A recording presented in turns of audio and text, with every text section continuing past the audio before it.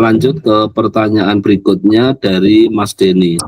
Mas Riko izin bertanya, bagaimana cara memahami konsep netral atau mengamati dan tidak condong kepada emosi positif atau negatif?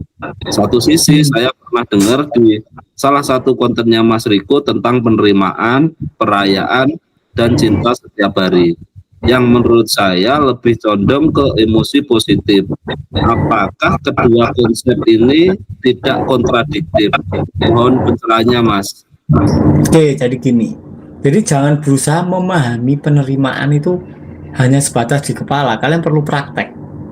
Dan praktek yang esensial itu adalah reversal breathing yang kalian akan pelajari di workshop Letting In. Jadi dengan reversal breathing, konsepsi positif negatif itu pelan-pelan akan pecah. Nah, ketika konsepsi positif negatif itu runtuh, nggak ada batasan lagi antara positif negatif, keberanian baru muncul. Dan kemudian penerimaan dapat dilakukan dengan benar, atau bahkan itu menjadi naturalnya kalian. Itu. Jadi yang paling penting adalah, menurutku yang paling penting adalah praktek reversal breathing untuk kita sampai pada fenomena atau nomena dari penerimaan. Ya, itu ya teman-teman.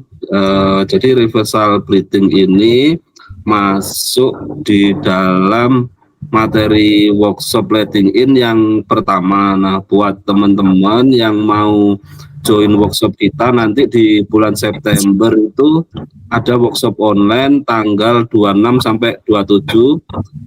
Bisa join sekarang, nanti bisa klik link di bio. Nanti dipandu sama saya dan Kak Ami ya.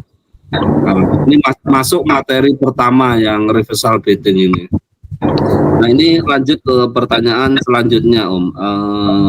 Gimana caranya letting in rasa bersalah pada orang yang sudah meninggal? Misalnya orang tua, saudara, atau siapapun yang kita dulu pernah melakukan kesalahan dan orangnya tersebut sudah meninggal. Ya disadari aja rasa bersalahnya.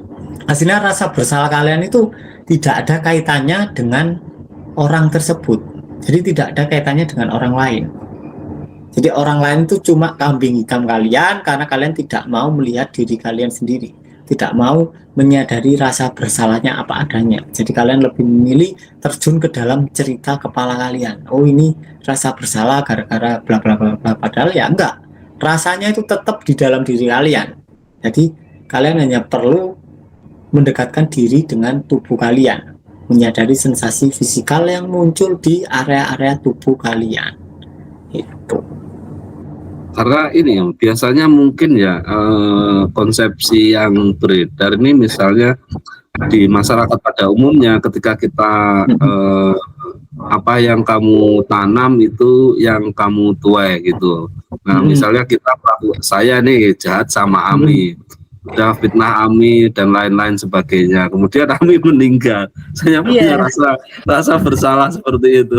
Gimana? Iya. Seperti itu mungkin Om. Nah, jadi gini, ketika Om Hari fitnah Ami, kemudian Ami meninggal, kan muncul rasa bersalah, ya kan? Iya. Nah, ya tinggal rasa bersalahnya disadari. Kan rasa bersalahnya bukan di tubuhnya Ami, tapi di tubuhnya Om Hari. Ya udah tinggal disadari rasa bersalahnya. Ya, siap. Itu doang, gampang, nggak perlu Dipikir di kuburan, terus sujud-sujud sama kerangkanya Ami, nggak perlu. Cukup disadari area tubuh kalian masing-masing. Berarti nggak usah mikir jauh-jauh ini ya, menyibukkan diri kita Om ya.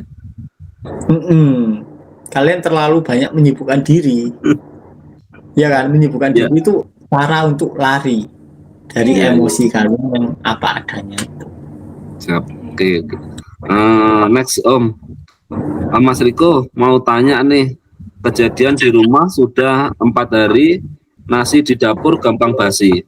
Padahal padahal magicom baru dan masih hangat. Saya sudah ganti beras dan kualitasnya bagus. Kasus kepercayaan yang lama itu ada 2, yaitu biasanya anggota keluarga ada yang sakit. Kalau tidak ada yang sakit, biasanya energi negatif dari luar yang berusaha menyerang. bagaimana cara menghapus keyakinan seperti itu dan bagaimana cara letting in-nya.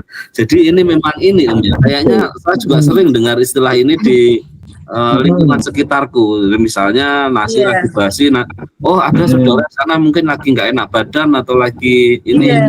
meriang. Gimana menurut Mas Iya. Ibnu? Di sekitarku juga banyak itu isu-isu kayak gitu. Atau bahkan mereka kadang ngomong, wah ini kok dagangku kok cepet basi, 4 jam udah basi, wakaknya ini disantet kan gitu kan biasanya kan. Padahal enggak.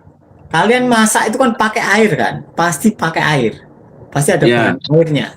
Dimana air itu merekam memori vibrasi kalian, perasaan kalian dan pikiran kalian. Artinya kalau kalian lagi sedih kemudian masak, hampir bisa dipastikan itu makanan nggak akan begitu enak. Bahkan terbiasanya kalau memang kesedihannya itu intens sangat dan perlawanan kalian sangat besar terhadap kesedihan itu sehingga kalian menderita saat masak, hampir bisa dipastikan itu makanan cepat basi dalam hitungan jam. Pernah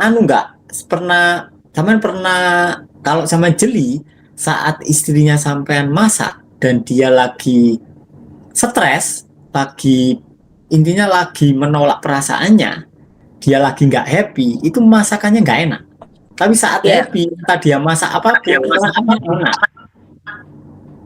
Ya kadang keasinan gitu. Nah itu. Jadi ya itu ya perlu disadari perasaannya apa adanya sehingga pelan-pelan kehidupan kita menjadi sukacita sepenuhnya. Oke Om.